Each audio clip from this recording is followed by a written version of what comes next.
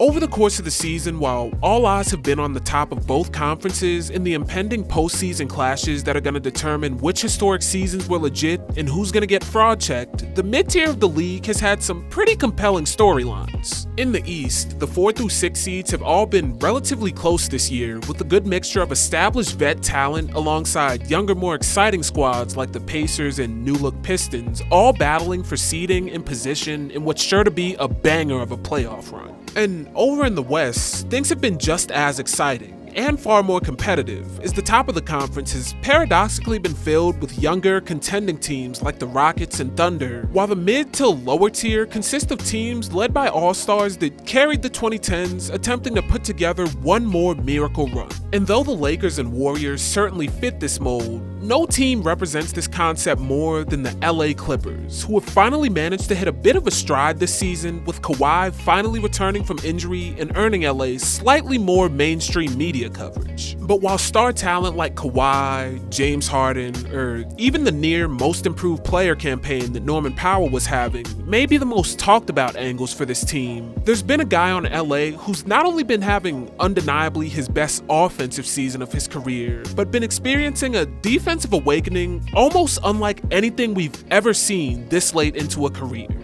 One Ivica Zubac. Zubac, who's admittedly been having a bigger season based on a few key Clipper departures, is still looking like an entirely different player. And when looking back in his career, especially with how consistent his play has been, and how it's repeatedly been drowned out and lost in the gravity of all of the much larger stars and storylines he's had to coexist with, it says a lot about the erasure of the traditional center, the function of star power in the NBA, and what it means to be an unheralded hero for a franchise. So, let's talk about Ivica Zubac, his journey through LA, and the gift of self-determination. With him being nearly a decade into his career, looking back on his time as a prospect and young player may seem pointless, but a quick glance at his scouting report kind of acts as a roadmap for all the ways that his production would become underrated. Because from the start, Zubac was being defined by the moment the league was in, rather than his play. Hailing from Croatia, Zubac was a center prospect in the class of 2016 who seemed to be the poster child for an era the league was rapidly moving away from. And with the Warriors having ushered in the small ball renaissance a year before he was drafted, the big man scouting report certainly reflects the anxiety that would come with drafting a more traditional 5 at this time. So despite scouts being impressed with Zubac's size, footwork in the post, and ability as an offensive rebounder, a scouting report from Jonathan Wasserman best captured all of the worries that surrounded him, bringing attention to his lack of a face-up game, floor stretching capability, questionable rim protection, and a fear that he may be injury-prone. Now, to Wasserman's credit, he did say that Zoo would have a chance at circumventing these shortcomings in his game down the line, but the attention that the scouting report brought to these issues is far more interesting to consider, especially as his career unfolds, because they kind of predict exactly why he goes on to be such an unheralded piece, since the skills that he did bring to the table were far less flashy in the modern era.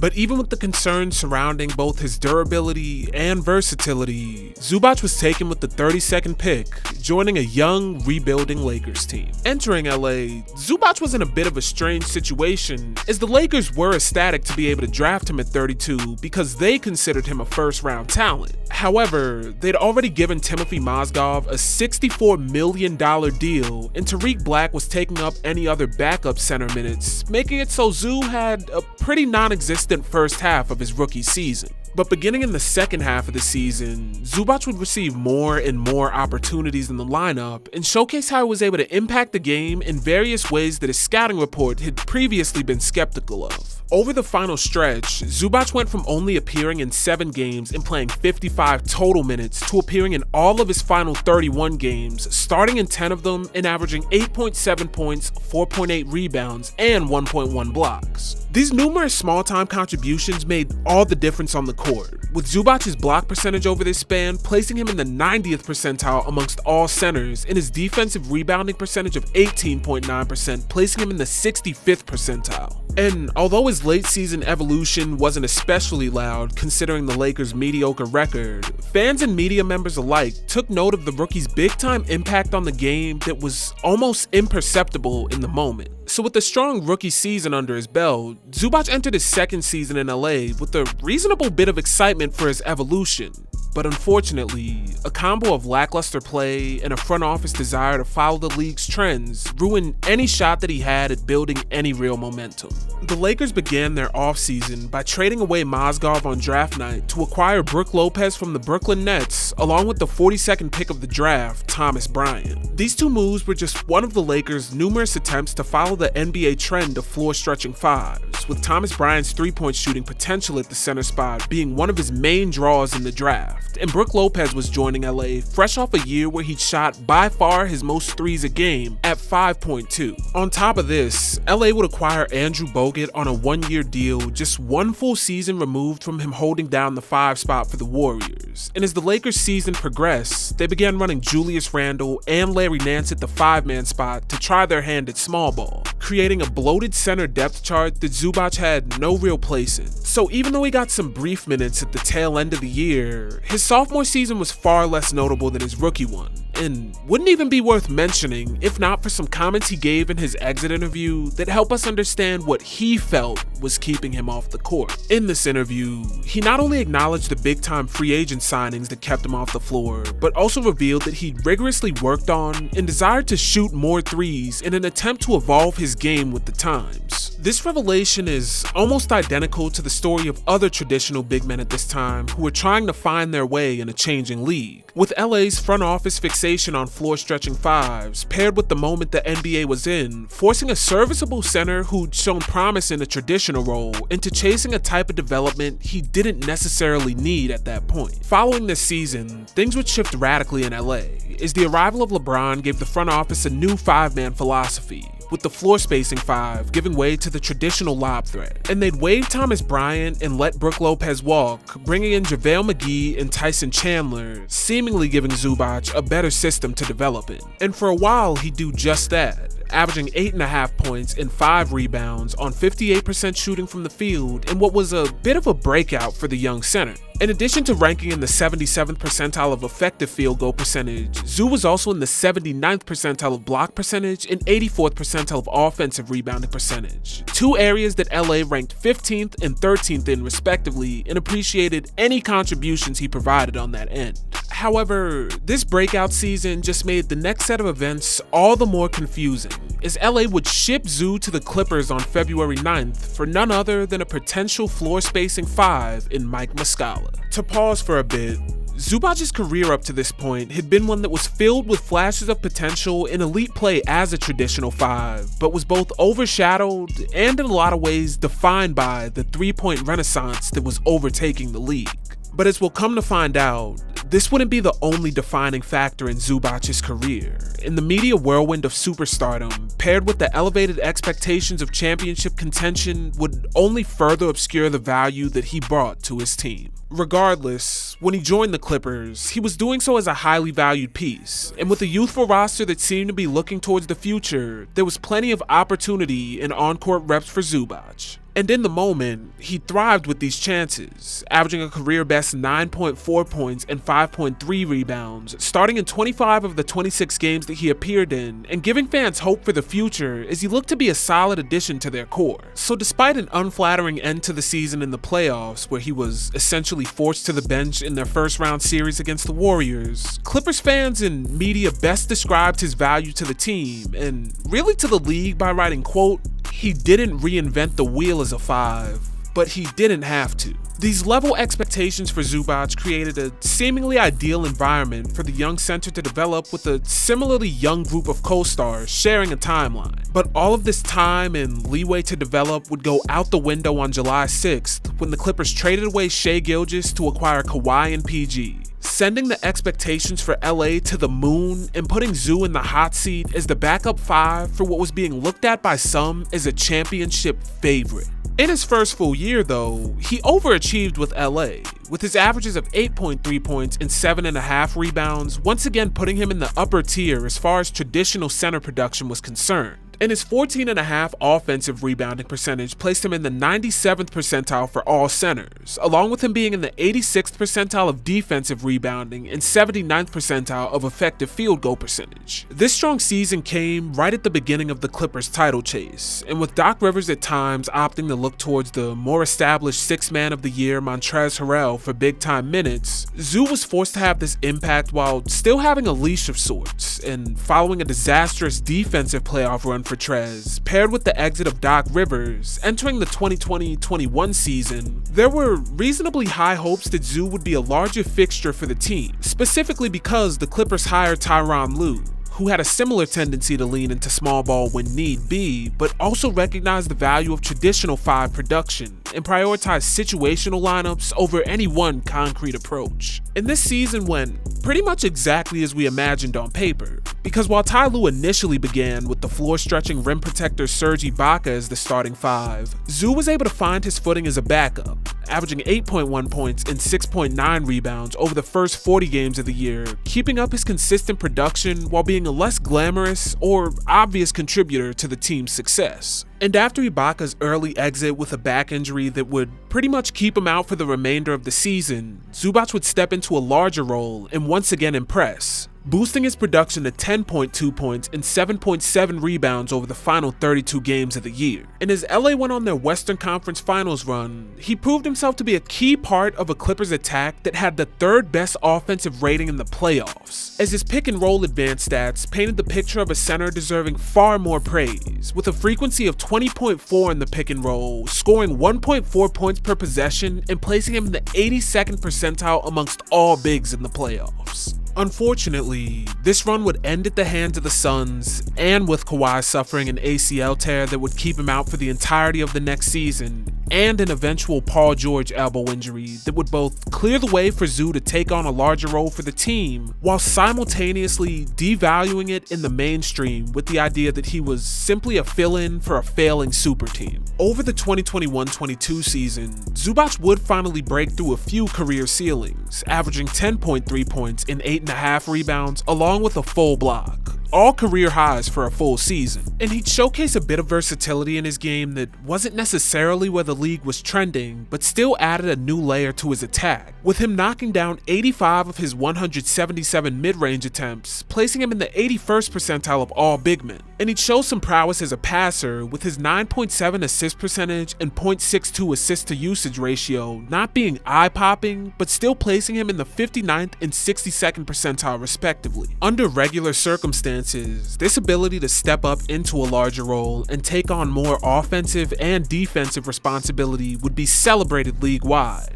But unfortunately, it happened in the midst of a Clippers media nightmare, with Paul George's once promising season flaming out thanks to that elbow injury and a case of COVID, along with the looming issue of Kawhi's knee, all earning far more coverage than Zubac's expanding skill set. And this season was both a foreshadowing and a microcosm of what Zubac's Clippers tenure was and would become, as everyone watching and covering the team praised him for his dependability on an ever-fluctuating cast, but his progress was simultaneously being contextualized by the availability of his star-studded team. And in this league, you never get credit for keeping afloat when the expectation of the team is championship or bust. And after signing a 3-year extension prior to the start of the 22-23 season, this trend honestly continued, with the Clippers being described by CBS Sports as a championship roster on paper, but having their aspirations offset by injury concerns to their two superstar-level players. And as if the gravity of Paul George and Kawhi Leonard wasn't enough, the roster got overhauled on February 23rd when they signed Russell Westbrook, boosting the star power, expectations, and reasons to be critical of this team tenfold. Over this year, Zoo would again steadily increase his scoring, rebounding, and blocks per game at 10.8 points and 9.9 rebounds, along with a career-best 1.3 blocks, doing so on a near career-high 63.4% from the field. But this is made all the more impressive when you realize he did all of this while having the lowest usage rate of his career at a 13.5, while still managing career highs in all of these statistical categories. He'd do his damage this year in ways that didn't require him to have the ball, particularly on the glass, where his 12% offensive rebounding percentage and 22.9% defensive rebounding percentage placed in the 84th and 87th percentile respectively, and his 2.3 block percentage was the highest mark of his career for a full season in a meaningful role. And in the early goings of the season, he'd even have a spot near the bottom of the Defensive Player of the Year award ladder. And as the season was yet again ended by a combo of injuries and inconsistency at the hands of the Suns, the 2023-24 season was set to be yet another year where Zubac would be tasked with meshing with a bloated group of 3 Hall of Famers. But the team got yet another major roster overhaul just prior to the start of the year when James Harden joined the team on October 31st, restarting that same media whirlwind of high expectations and even more highly anticipated failure that Zubac and the Clips had been stuck in at this point for almost half a decade. But over this span, Zubac would continue to be what he'd always been for LA. A pillar of consistency whose constant improvement was made virtually invisible by the stars surrounding him. He'd once again boost his scoring to 11.7 points per game to go along with 9.2 rebounds and 1.2 blocks while maintaining all of his effectiveness defensively and on the glass. However, he'd also show flashes of being lethal in the post, as over this season, while the sample size would be pretty limited at only 1.3 post-ups a game, Zubac averaged a monster 1.27 points per possession, giving him a scoring frequency of 63.7 and placing him in the 93rd percentile amongst all players in the league. And his post-up evolution was helped by a progression to the top of the league in terms of mid-range scoring at the 5 spot, as he shot 62.7%, placing him in the 99th percentile amongst all centers, while he shot by far the most mid-range attempts of his career for the season. But once again, all of this growth and development was lost to the unfolding storyline that was the meshing of Kawhi, PG, Russ, and now James Harden, with Zubac's impressive play being drowned out and ignored following their loss to the Mavs in the playoffs, marking yet another nuanced Zubac progression as just another indistinguishable piece of superstar-ridden failure. But with the departure of Paul George, Russell Westbrook,